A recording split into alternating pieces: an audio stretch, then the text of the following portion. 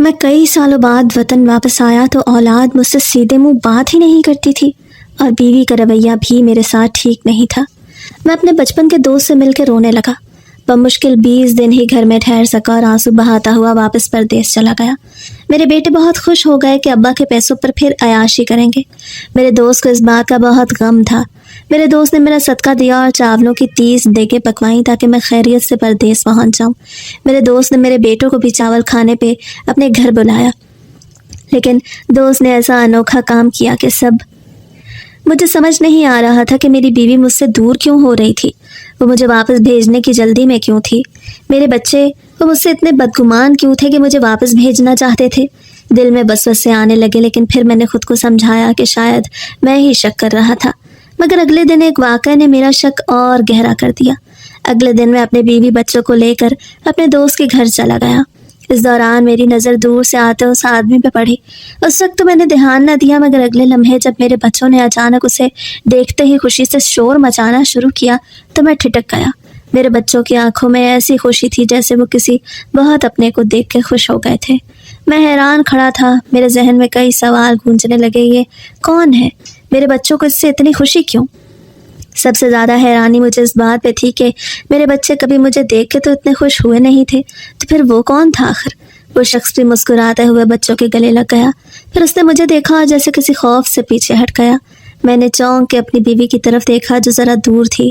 اس کے چہرے پر ایک لمحے کے لیے گھبراہٹ لہرائی، مگر اگلے ہی پل اس نے بھی مجھے نظر انداز کر دیا۔ مجھے سمجھ ہی نہ آیا کہ آخر کون تھا وہ، کون جو مجھے دیکھتے ہی وہاں سے غائب ہو گیا، اور میری بیوی مجھ سے ایسے نظریں چرا رہی تھی جیسے اس کی کوئی چوری پکڑی گئی تھی۔ اس وقت تو میں خاموش رہا، مگر میری نگاہیں بار بار اسی شخص کی طرف جا رہی تھیں جس سے میرے بچے لپٹے ہوئے تھے۔ بچوں سے بات کرتے ہوئے اس کے چہرے پر ایک اپنائیت تھی جو مجھے چبھ رہی تھی۔ باقی وقت میں نے بہت مشکل سے گزارا۔ میں جلد از جلد جاننا چاہتا تھا کہ میری بیوی مجھ سے کیا چھپا رہی تھی۔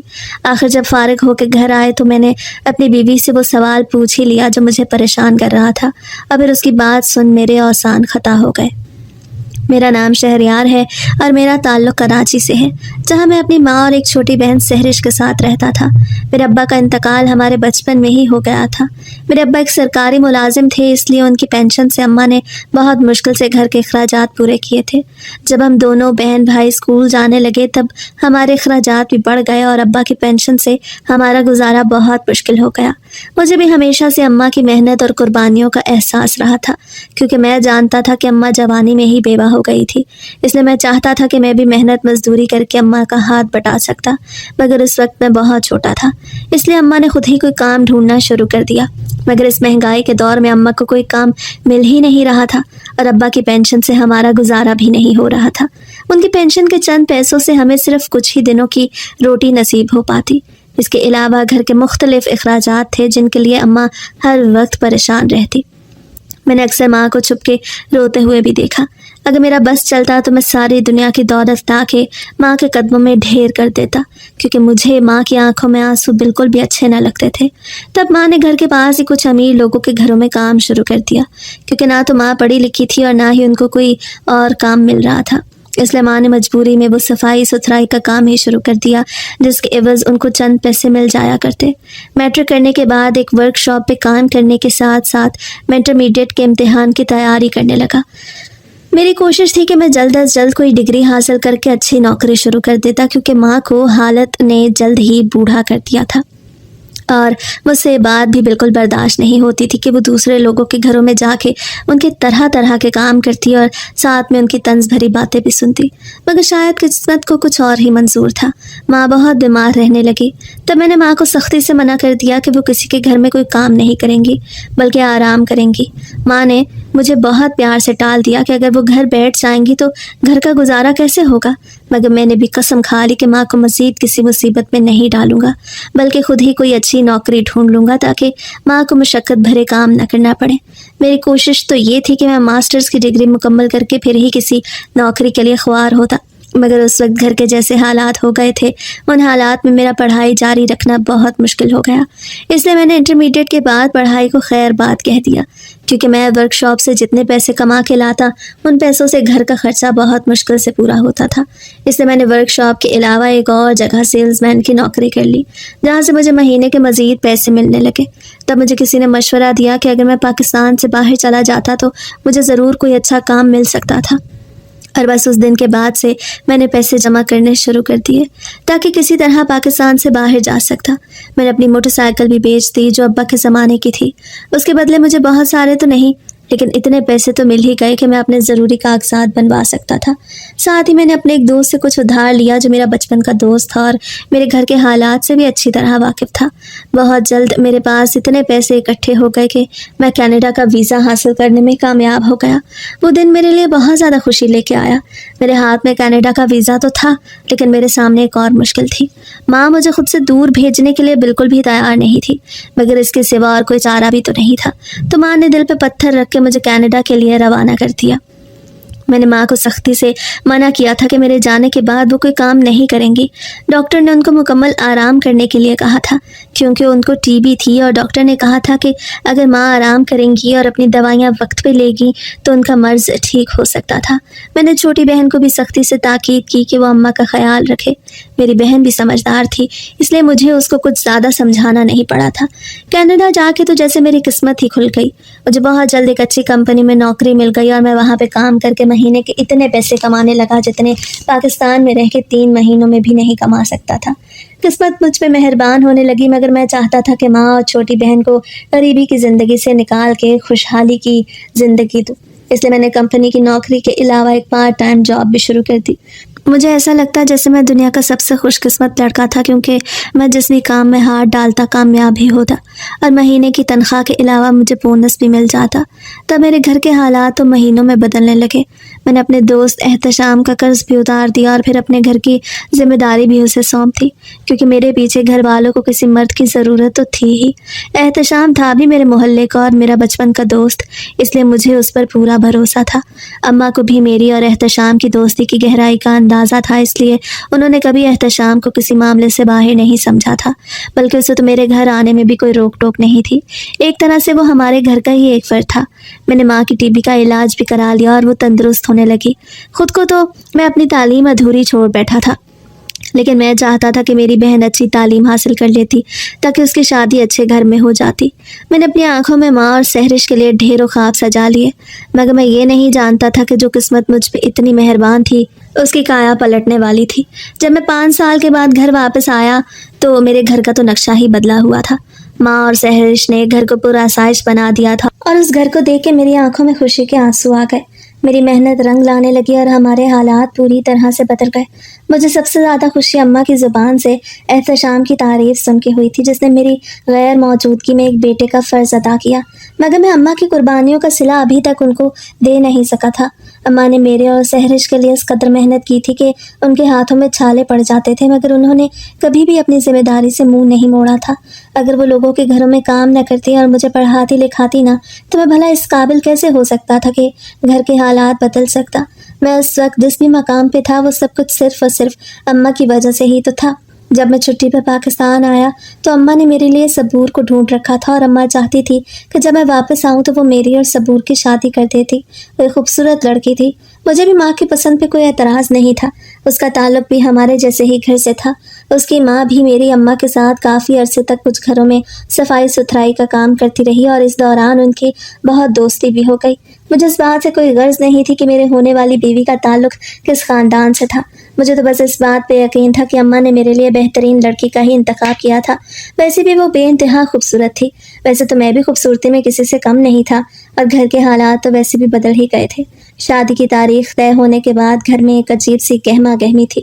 اماں ہر وقت خوش رہنے لگی، میں بھی سارے منظر کو دیکھ کے مطمئن تھا، مگر ایک چیز میرے دل میں چبھن پیدا کر رہی تھی، اور وہ تھی صبور کی پریشان آنکھیں۔ اس کی آنکھوں میں مجھے وہ خوشی نظر نہ آئی جو ایک ہونے والی دلہن کی آنکھوں میں ہوتی ہے۔ अम्मा ने तो मुझे यही बताया था कि वो एक हंसमुख लड़की थी और हर वक्त हंसती मुस्कुराती रहती थी, हर वक्त बातें करके सबका दिल बहलाती थी। लेकिन वो जब भी मेरे सामने आती वो या तो आंखें झुका लेती या मुख्तसर जवाब दे के खामोश हो जाती। मुझे लगा शायद वो मुझसे शादी के लिए राजी नहीं थी, इसलिए मैंने अपने इस खदशे का जिक्र माँ से किया तो उन्होंने मुस्कुरा के मुझे दिलासा दिया और कहने लगी कि अरे बेटा, ये सब लड़कियों का मशरक़ीपन होता है, लेकिन तुम फिक्र ना करो, जब उसकी शादी हो जाएगी तो सब ठीक हो जाएगा।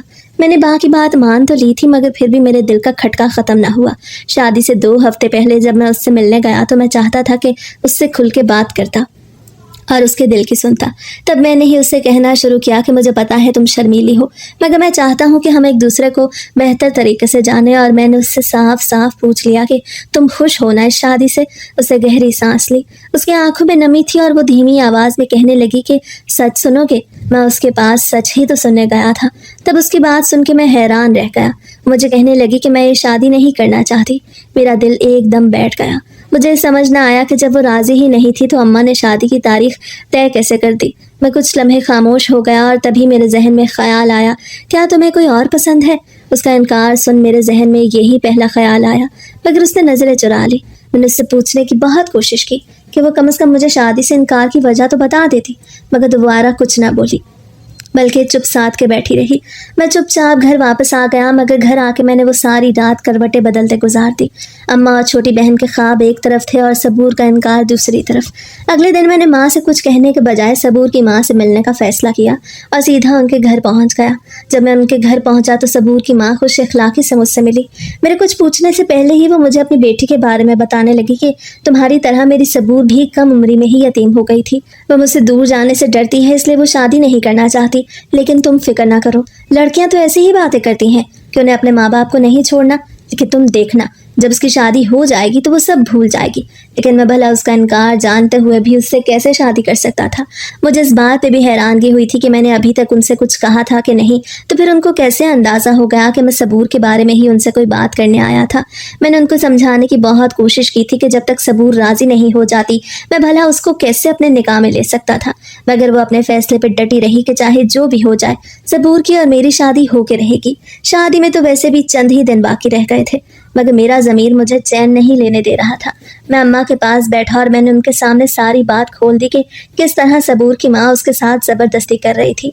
मगर जब सबूर की अपनी माँ को ही उसके इनकार पे कोई एतराज़ नहीं था तो मेरी माँ भला कैसे कोई एतराज़ करती। मेरी कभी ज़िद अपनी जगह थी कि मैं उस लड़की को ज़बरदस्ती ब्याह तो लाऊंगा, लेकिन वो मेरे साथ ज़िंदगी भर खुश नहीं रहेगी और मैं भी शायद उसके साथ खुश ना रह पाऊँ, जिसके दिल में शायद मेरे लिए कोई एहसास था ही नहीं कि वो मेरी खुशी की खातिर ही कुछ कह देती। माँ की आंखों में आने वाले आंसू देख के मैं खामोश तो हो गया, मगर मेरे दिल में बगावत की आग जल रही थी। उस वक्त मैं ये नहीं जानता था कि दूसरी तरफ शायद सबूर पर भी दबाव का पहाड़ टूट रहा था। उसकी माँ दिन रात उसे ये बावर करवा रही थी कि मैं उसके लिए बेहतरीन ज़िंदगी का ज़ामिन हूँ, कि मैं मेहनती हूँ, ईमानदार हूँ और उसकी सब कहानियों का हीरो भी मैं ही हूँ। मेरी छुट्टी भी ख़त्म हो रही थी। तब एक शाम माँ ने मेरे सामने आखिरी फैसला रख दिया। बेटा, मैंने सबूर की माँ से कह दिया है, अगले ही हफ्ते निकाह होगा। मेरे अंदर जैसे सारी हिम्मत टूट गई, क्योंकि वो माँ का आखिरी फैसला था। मैंने कुछ कहने की कोशिश की, मगर माँ का चेहरा इतना सख्त था कि मैं खामोश हो गया। उन्होंने मेरी खामोशी को ही मेरी रजामंदी समझ लिया। सबूर की माँ ने मेरी मौजूदगी का लिहाज किए बगैर भी कई बार मेरे सामने उसको खरी खरी सुनाती थी। वो अक्सर उससे कहती, सिर्फ तुम्हारा मुस्तकबिल बनाने के लिए मैंने लोगों की बातें सुनी और अब तुम मेरी इज्जत को मिट्टी में मिलाना चाहती हो। मैं जानता था कि सबूर का दिल रो रहा था, मगर वो भी आखिरकार मजबूर हो गई। आखिरकार माँ ने ज़बरदस्ती मुझे निकाह के लिए राज़ी कर ही लिया, और सबूर को उसकी माँ ने कैसे राज़ी किया ये मैं नहीं जानता। लेकिन निकाह का दिन आ गया। माँ बार बार मेरा माथा चूम रही थी जैसे वो किसी बहुत बड़ी कामयाबी का दिन था, मगर मेरे दिल में जैसे सीसा पिघल के बैठ गया। अल्फाज मेरे गले में अटक रहे थे, लेकिन माँ की आंखों का इसरार और सबके सामने खामोश रहने का दबाव मुझे मजबूर कर रहा था। कबूल है मेरे होंठों से जैसे ज़बरदस्ती निकल गया और सबूर दुल्हन बनी मेरे घर में आ गई। मेरी और सबूर की शादी बहुत धूमधाम से हुई। मुझे तो लगा था कि शायद वो मेरे साथ खुश नहीं रह पाएगी, क्योंकि उसने खुद ही तो मुझसे शादी से इनकार किया था। जबकि उसके पीछे छुपी वजह जानने की मैंने बहुत कोशिश की, मगर मुझे कुछ भी मालूम ना हो सका। نہ ہی صبور کچھ بتانے کو تیار تھی، بلکہ میرے بار بار پوچھنے پر اس نے اپنا رویہ میرے ساتھ اور گھر والوں کے ساتھ اس قدر بدل لیا کہ مجھے اس کا بدلتا رویہ دیکھ خوشی بھی ہوتی کہ شاید اس نے مجھے دل سے قبول کر لیا تھا، اور حیرانگی بھی کہ آخر وہ لڑکی اتنی جلدی اپنا روپ کیسے بدل سکتی تھی۔ اسے تو جلد ہی میرے گھر میں اپنا دل لگا لیا۔ تب مجھے اماں کی باتوں کا یقین ہونے لگا کہ وہ شادی کے بعد بدل جائے گی، اور وہ واقعی بدل گئی تھی۔ وہ ایک باتونی لڑکی تھی، اس لیے ہر وقت ماں اور سحرش کو اپنی باتوں میں لگا کے رکھتی۔ میں بھی خوش تھا کہ اس کے آنے کے بعد میری بہن کو ایک دوست مل گئی تھی، اور ماں کو ایک اور بیٹی بھی مل گئی تھی جو میری غیر موجودگی میں ان کا میری ہی طرح خیال رکھ سکتی، کیونکہ مجھے اپنی شادی کے بعد اپنی بہن کی فکر ستانے لگی۔ میں چاہتا تھا کہ اس کو بھی جلد ہی اس کے گھر کا کر دیتا۔ میں نے اپنی اس خواہش کا اظہار ماں سے کیا، اور کینیڈا واپس جانے سے پہلے ماں کو خاص طور پہ تلقین کر کے آیا کہ وہ سحرش کے لیے بھی کسی اچھے گھرانے کے لڑکے کو تلاش کرتی تاکہ وہ بھی جلد ہی اپنے گھر کی ہو جاتی۔ ویسے بھی اس کی پڑھائی تو مکمل ہونے ہی والی تھی۔ میں ہر لمحہ گھر والوں سے رابطے میں تھا۔ سحرش مجھ سے بات کرتی تو اپنے دن بھر کی مصروفیات بتاتی اور شرمندہ بھی ہوتی کہ اس نے مجھ سے شادی سے پہلے میری محبت کو جھٹلا کے اچھا نہیں کیا، مگر میں تو سحرش کا بدلتا رویہ دیکھ وہ سب بھول گیا اور اس کو بھی بھولنے کا کہتا رہتا۔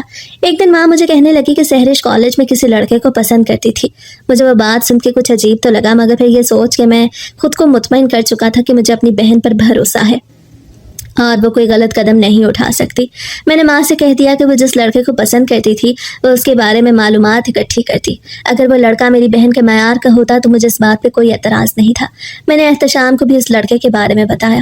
اس نے مجھے مجاہد سے متعلق ساری معلومات اکٹھی کر کے دیا، اور مناسب وقت دیکھ کر میں نے اپنی بہن کو بھی اس کے گھر کا کر دیا۔ صبور سحرش کی رخصتی پہ بہت خوش تھی۔ اس نے سارے ارمان پورے کیا، اور اس کو خوش دیکھ نہ صرف میں بلکہ اس کی اپنی ماں بھی مطمئن تھی کہ وہ مجھ سے شادی کر کے خوش تھی۔ صبور نے میری غیر موجودگی میں ہر ذمہ داری اچھے سے نبھائی۔ سحرش کے جانے کے بعد گھر میں صبور اور اماں رہ گئے۔ صبور اماں کا خیال رکھتی اور سارا دن ان کے پاس رہتی، اور رات کو جب تک وہ سو نہ جاتی وہ ان کے پاس سے نہ جاتی۔ میں گھر کی ہر فکر سے آزاد تھا کیونکہ مجھے صبور پر پورا بھروسہ تھا، مگر پھر صبور کی ایک بات پہ مجھے حیرانگی ہوئی۔ وہ مجھے کہنے لگی کہ احتشام کو منع کر دے، وہ ہمارے گھر نہ آیا کرے، کیونکہ مجھے اچھا نہیں لگتا جس طرح وہ ہمارے گھر کے معاملات میں دخل دیتا ہے۔ میں بہت حیران تھی کہ وہ تو میرا بچپن کا دوست تھا، وہ سحرش کی موجودگی میں بھی گھر آتا رہا، اور کبھی ہمیں اس سے کوئی شکایت نہ ہوئی، تو پھر صبور کو آخر کیا مسئلہ تھا؟ وہ کیوں احتشام کو گھر آنے سے منع کر رہی تھی؟ جب میں نے احتشام سے پوچھا تو وہ مجھے پریشان تو لگا، مگر پھر خاموش ہو گیا، اور مجھے کہنے لگا کہ جیسا بھابھی چاہتی ہے ویسا ہی ہوگا۔ اگر ان کو میرا تمہارے گھر جانا پسند نہیں تو میں نہیں جاؤں گا۔ میں نے محسوس کیا تھا کہ اس کو برا لگا تھا کہ میری بیوی نے اس کو گھر آنے سے صاف منع کر دیا، حالانکہ وہ میرا سب سے اچھا اور قابل بھروسہ دوست تھا، مگر صبور کی خوشی کی خاطر میں نے اس کو اپنے گھر کے تمام معاملات سے دور کر دیا۔ اگر صبور میرے لیے میرے گھر کو، میری ماں کو سنبھال رہی تھی تو اس کے لیے اتنا تو کر ہی سکتا تھا۔ جب سے صبور نے احتشام کو گھر آنے سے منع کیا، وہ مجھے اکثر کہتا کہ بھابھی اکثر رات کو گھر سے آتی جاتی ہیں، اگر ان کو کچھ چاہیے، کوئی کام ہے تو وہ مجھ سے کہہ دے۔ وہ اکثر مجھے کہتا کہ بھابھی کی کچھ حرکتیں نہ جانے کیوں مجھے مشکوک سی لگتی ہیں، مگر میں ہنستے ہوئے اس بات کو نظر انداز کر دیتا۔ میں نے سوچا کہ شاید صبور نے اسے گھر آنے سے منع کیا تھا، شاید اس لیے وہ اس کے لیے ایسی باتیں کر رہا تھا، اس لیے میں نے اس کی بات نظر انداز کر دی۔ مگر دن گزرتے گئے اور میرے اندر کہیں کوئی خلش سی جاگنے لگی۔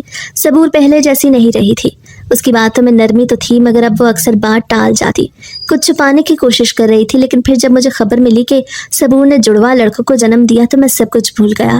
مجھے باپ بننے کی بے تحاشا خوشی تھی کہ میں نے احتشام کی وہ سب بے بنیاد باتیں ذہن سے نکال دی۔ اس وقت مجھے یاد تھا صرف یہ کہ میں ایک باپ تھا جس کی گود میں پہلی بار اس کے بچے آئے۔ میں 2 مہینوں کی چھٹی پر پاکستان رہ کے گیا تھا، اور میرے لیے وہ 2 مہینے جیسے زندگی کے سب سے حسین تھے۔ اس کے بعد زندگی جیسے ایک نئی ڈگر پر چل پڑی۔ چھٹی ختم ہونے کے بعد میں دکھی دل کے ساتھ کینیڈا واپس چلا گیا، اور صبور بچوں کے ساتھ اماں کے پاس رہنے لگی۔ میں مہینوں کام میں مصروف رہتا، فون پہ بات ہوتی، ویڈیو کال پہ بچوں کو دیکھتا۔ صبور کبھی تھکی ہوئی لگتی، کبھی خوش۔ ایسے ہی مجھے کینیڈا میں رہتے، کام کرتے، ترقی کی منزلیں سمیٹتے 6 سال گزر گئے۔ میں سال میں ایک بار پاکستان آتا، 2-3 ہفتے رہتا، پھر واپس چلا جاتا۔ پہل تو مجھے سب اچھا لگتا، لیکن جب بچے بڑے ہونے لگے تو آہستہ آہستہ میں نے محسوس کیا کہ میرے دونوں بچے ریحان اور زید مجھ سے کچھ اجنبی ہو گئے تھے۔ میں گھر آتا تو میرے قریب آنے سے کتراتے، میں ان سے پیار کرتا، کھیلنے کی کوشش کرتا، مگر وہ خاموش ہو جاتے۔ ان 6 سالوں میں اب ایک کامیاب آدمی بن گیا تھا، میرے پاس سب کچھ تھا، अच्छी नौकरी, बड़ी कंपनी, सहूलतें, इज्जत, सब कुछ। लेकिन जितनी तरक्की मेरी जेब ने की थी उतनी ही ज़्यादा मुझे तन्हाई ने और घर से दूरी ने भी सताया था। जब रात को मैं दफ्तर से वापस आता, फ्लैट की खिड़की से बाहर बर्फ देखता, सोचता काश मेरे बीवी बच्चे, मेरी फैमिली भी मेरे साथ होती, तो ये रातों की तन्हाई और फ्लैट का सन्नाटा मुझे काट खाने को ना दौड़ता। अपने बच्चों की हंसी की आवाज़ मेरे कानों में गूंजती और फिर वो खामोशी छा जाती जो सबूर के लहजे में आहिस्ता आहिस्ता रचती जा रही थी। पहले तो जब भी हमारी फ़ोन पे बात होती तो वो बहुत सी बातें करती थी, मगर फिर जैसे वो मुझसे जान छुड़ाने लगी। मैं जब भी उससे बात करता वो कोई ना कोई बहाना बना के फ़ोन बंद कर देती। कभी कहती बच्चों के लिए खाना बनाना है, कभी कहती अम्मा को दवा देनी है। मुझे लगता था जैसे वो और मेरे बच्चे मेरे बगैर रहना सीख चुके थे, मगर मैं भी बेबस था। मैं अपना सारा काम छोड़कर वापस नहीं जा सकता था, इसलिए खामोशी से सब सहता रहा। जब मैं छुट्टी पे घर आया तो रेहान और जैद इतने बड़े हो गए थे कि स्कूल जाने लगे थे। मैं सुबह उनके साथ बैठ के नाश्ता करना चाहता, मगर वो हमेशा जल्दी में होते और जैसे ही मैं उनके पास बैठता वो उठ खड़े होते। सबूर का रवैया भी अजीब था, जैसे वो मेरी मौजूदगी से घबरा रही थी, जबकि मैं तो साल बाद कुछ ही अरसे के लिए घर जाता था। मगर तब भी ना मेरे बच्चे मुझसे खुशी से मिलते और ना ही मेरी बीवी को मेरे घर आने की खुशी होती, बल्कि वो मुझसे यही पूछती कि मैं कितनी छुट्टी पे आता था और मुझे कब वापस जाना था। एक रात जब सबूर मेरे साथ बैठी तो मैंने उससे पूछ ही लिया कि मुझे लगता है तुम मुझसे खफा हो। वो मुस्कुराई, मगर मुझे उस मुस्कुराहट में भी दिखावा ही नजर आता। मैंने उसके हाथ थामने चाहे मगर वो पीछे हट गई। मुझे लगा शायद मेरी दूरी की वजह से वो परेशान रहने लगी थी। तब मैंने अपना आयत से समझाना चाहा, सबूर तुम जानती हो मैं तुम्हारे लिए कितना कुछ करता हूँ, ये सब कुछ तुम्हारे और बच्चों की खातिर ही तो है।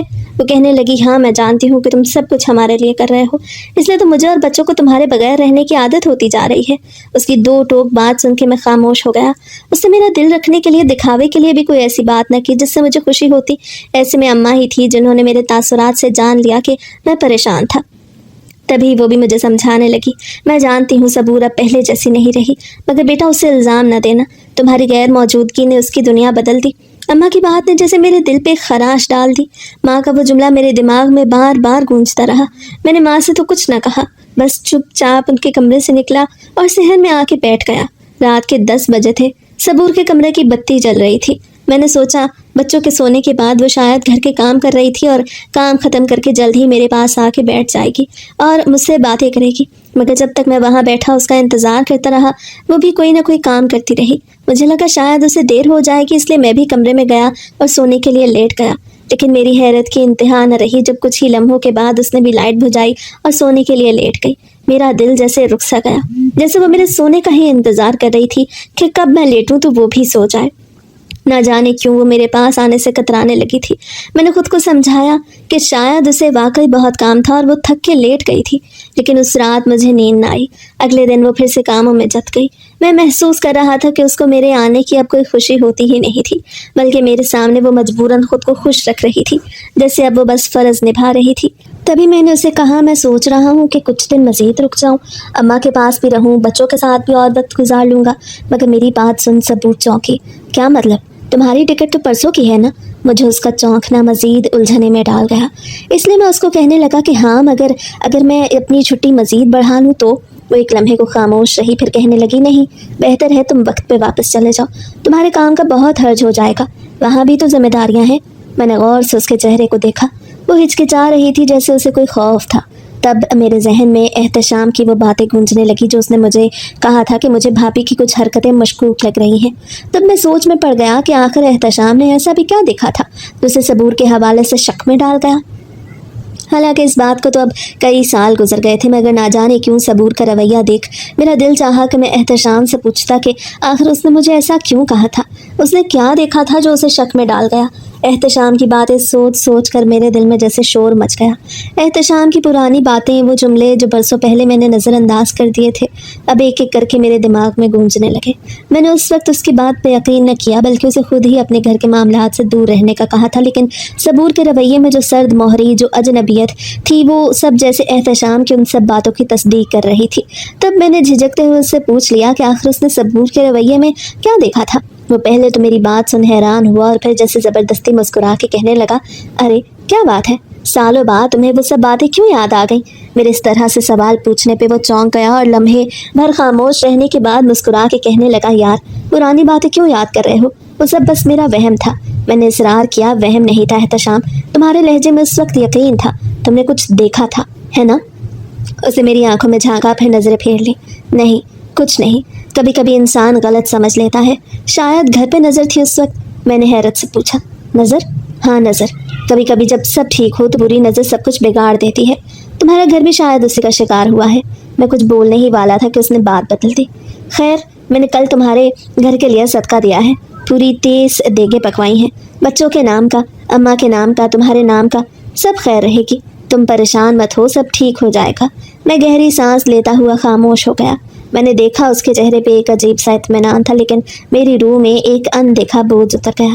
رات کو بستر پہ لیٹے لیٹے میں سوچتا رہا کہ اگر سب کچھ نظر کا اثر تھا تو پھر صبور مجھ سے دور کیوں ہو رہی تھی؟ وہ مجھے واپس بھیجنے کی جلدی میں کیوں تھی؟ میرے بچے، وہ مجھ سے اتنے بدگمان کیوں تھے کہ مجھے واپس کینیڈا بھیجنا چاہتے تھے؟ دل میں وسوسے آنے لگے، لیکن پھر میں نے خود کو سمجھایا کہ شاید میں ہی شک کر رہا تھا۔ مگر اگلے دن ایک واقعہ نے میرا شک اور گہرا کر دیا۔ اگلے دن میں دونوں بچوں اور صبور کو لے کر احتشام کے گھر چلا گیا، کیونکہ صدقے کا کھانا وہیں پر تو بانٹنا تھا۔ میں خود کھڑا ہو کے کھانا تقسیم کرنے لگا۔ میرے دل میں ویسے تو سکون تھا، مگر کہیں نہ کہیں ایک عجیب سا خلا بھی تھا، جیسے کوئی چیز مجھ سے چھپی ہوئی تھی جو نظر کے سامنے نہیں مگر دل کے قریب کہیں سلگ رہی تھی۔ اسی دوران میری نظر دور سے آتے ایک اجنبی آدمی پہ پڑی۔ وہ اونچے قد کا، سانولا، مضبوط جسم والا آدمی تھا۔ آہستہ آہستہ ہماری طرف بڑھا۔ اس وقت میں نے دھیان نہ دیا، مگر اگلے لمحے جب میرے بچوں نے اچانک اسے دیکھتے ہی خوشی سے شور مچانا شروع کیا تو میں ٹھٹک گیا۔ انکل آ گئے، انکل آ گئے۔ ریحان بھاگتا ہوا اس کے گلے لگا، زید بھی پیچھے نہ تھا۔ دونوں کی آنکھوں میں ایسے خوشی تھی جیسے وہ کسی بہت اپنے کو دیکھ کے خوش ہو گئے تھے۔ میں حیران کھڑا تھا۔ میرے ذہن میں کئی سوال گونجنے لگے، یہ کون ہے؟ میرے بچوں کو اس سے اتنی خوشی کیوں؟ سب سے زیادہ حیرانی مجھے اس بات پہ تھی کہ میرے بچے کبھی مجھے دیکھ کے تو اتنے خوش نہ ہوئے تھے، تو پھر وہ کون تھا آخر؟ وہ شخص بھی مسکراتے ہوئے بچوں کے گلے لگ گیا، پھر اس نے مجھے دیکھا، جیسے کسی خوف سے پیچھے ہٹ گیا۔ میں نے چونک کر صبور کی طرف دیکھا جو ذرا دور عورتوں کے ساتھ کھڑی تھی۔ اس کے چہرے پہ ایک لمحے کے لیے گھبراہٹ لہرائی، مگر اگلے ہی پل اس نے بھی مجھے نظر انداز کر دیا۔ مجھے سمجھ ہی نہ آیا کہ آخر کون تھا وہ جو مجھے دیکھتے ہی وہاں سے غائب ہو گیا، اور صبور بھی مجھ سے ایسے نظریں چرا رہی تھی جیسے اس کی کوئی چوری پکڑی گئی ہو۔ اس وقت میں خاموش رہا، مگر میری نگاہیں بار بار اس اجنبی کی طرف جا رہی تھی جس سے میرے بچے لپٹے ہوئے تھے۔ بچوں سے بات کرتے ہوئے اس کے چہرے پر ایک اپنائیت تھی جو مجھے چبھ رہی تھی۔ باقی وقت میں نے بہت مشکل سے گزارا۔ میں جلد از جلد جاننا چاہتا تھا کہ صبور مجھ سے کیا چھپا رہی تھی۔ آخر جب فارغ ہو کے گھر آئے تو میں نے صبور سے وہ سوال پوچھ لیا جو مجھے پریشان کر رہا تھا کہ وہ اجنبی کون تھا، مگر صبور نے نظریں بچاتے ہوئے کہا، اب تم بھی ہر بات میں شک کرنے لگے ہو۔ مجھے نہیں معلوم کہ وہ کون تھا، مگر مجھے صاف نظر آ رہا تھا کہ وہ مجھ سے کچھ چھپا رہی تھی۔ اور بچے، وہ ایک بار پھر سے گمسم ہو گئے۔ ایک بار پھر میں خاموش ہو گیا، مگر میرے دل میں وسوسے مزید گہرے ہو گئے۔ رات کو جب میں کمرے میں لیٹا تو نیند آنکھوں سے کوسوں دور تھی۔ میں چھت کو گھورتا رہا اور ذہن میں احتشام کی آواز گونجتی رہی کہ مجھے بھابھی کی کچھ حرکتیں مشکوک لگتی ہیں۔ اگلے دن میں صبح سویرے ہی گھر سے نکل گیا۔ وہ رات میں نے کس مشکل سے گزاری تھی اس بات کا کوئی اندازہ بھی نہیں کر سکتا۔ میں سیدھا احتشام کے پاس جا پہنچا اور اس سے پہلا سوال یہی کیا، تم صبور کے بارے میں مجھے جو بھی بتانا چاہتے تھے ابھی بتاؤ، اور ہاں ایک بات دھیان سے سن لو، میں آج سب سنے بغیر یہاں سے کہیں نہیں جاؤں گا، اس لیے سوچ سمجھ کے بولنا کہ تم کیا کہہ رہے ہو۔ احتشام کے چہرے پہ ایسی فکر مندی میں نے پہلے کبھی نہیں دیکھی تھی۔ تبھی وہ مجھے کہنے لگا کہ جب میں نے تمہیں تمہاری بیوی کے بارے میں کچھ بتانا چاہا تھا تو اس سے پہلے ہی تمہاری بیوی نے تمہیں کہہ دیا تھا کہ میں اس گھر کے کسی معاملے میں مت بولوں۔ اس وقت تو میں چپ کر گیا، لیکن اس کے بعد میں نے تمہیں بتانے کی بہت بار کوشش کی تھی کہ تمہاری بیوی کسی سے چوری چھپے ملنے جاتی تھی۔ وہ سنبھل کے بول رہا تھا کہ کہیں میں اس پہ غصہ نہ کرتا، مگر وہ جو کچھ بول چکا تھا اس سے زیادہ سننے کی شاید مجھے غیرت نے اجازت نہ دی۔ تبھی میں مزید کچھ کہے سنے بغیر غصے سے گھر کی طرف چل پڑا۔ احتشام نے مجھے روکنے کی، کچھ سمجھانے کی بہت کوشش کی، مگر اس وقت شاید میری غیرت جاگ گئی تھی، اس لیے میں باقی سب جاننے کے لیے سیدھا صبور کے پاس پہنچ گیا۔ میری بیوی کو شاید میرا غصہ دیکھ کر بات کا اندازہ ہو گیا تھا، تبھی اس نے دونوں بچوں کو کمروں سے باہر نکال دیا، اور اس سے پہلے کہ وہ خود بھی کمرے سے باہر جاتی میں نے اس کا بازو پکڑ کے اس کو زور سے اپنی طرف کھینچا اور چیخ پڑا، بتاؤ مجھے کون ہے وہ؟ صبور بے یقینی سے مجھے دیکھنے لگی، جیسے اسے یقین نہیں تھا کہ میں اس کے ساتھ سختی سے بھی پیش آ سکتا تھا، مگر وہ ڈری سی مسکراہٹ کے ساتھ مجھ سے ہی سوال پوچھنے لگی، کون؟ کس کے بارے میں پوچھ رہے ہو تم؟ میں نے اپنا سر تھام لیا۔ اس کے لہجے کی لڑکھڑاہٹ سے مجھے اندازہ ہو گیا تھا کہ وہ میری عزت کو مٹی میں ملا چکی تھی، اور اس سب کا گواہ میرا وہ دوست تھا جسے میں نے نظر انداز کر دیا۔ پھر جب میں نے صبور کو ڈرایا دھمکایا کہ اگر وہ مجھے سب سچ بتا دے گی تو میں اسے کچھ نہیں کہوں گا، لیکن اگر وہ مجھ سے کچھ چھپائے گی یا مجھ سے جھوٹ بولے گی تو میں اس کو چھوڑ دوں گا اور اس کے دونوں بچے بھی اس سے چھین لوں گا، تب اس نے ڈرتے ڈرتے مجھے وہ سب بتا دیا، جو سن کے میرے سر پہ ایک آسمان ٹوٹ پڑا۔ وہ مجھے کہنے لگی اس لڑکے کا نام باسط ہے جس کو میں نے کل احتشام کے گھر دیکھا تھا، اور وہ اس کو شادی سے پہلے پسند کرتی تھی، اسی لیے تو وہ مجھ سے شادی نہیں کرنا چاہتی تھی، مگر کوئی بھی اس کی بات سننے کو تیار نہیں تھا۔ لیکن جب ہماری شادی ہو گئی تو اس نے اس موقع کا فائدہ اٹھایا کہ میں تو ملک سے باہر ہوتا تھا، اس لیے وہ چھپ چھپ کے باسط سے ملتی رہی، اور رات کو جب اماں سو جاتی تو میری غیر موجودگی میں بھی وہ گھر آ کے میرے بچوں کے ساتھ وقت گزارتا رہا۔ میری غیر موجودگی میں وہ گھر آتا تو بچوں کے لیے بہت سی چیزیں لاتا، جس کی وجہ سے بچے مجھ سے زیادہ اس کی طرف کھنچے جا رہے تھے۔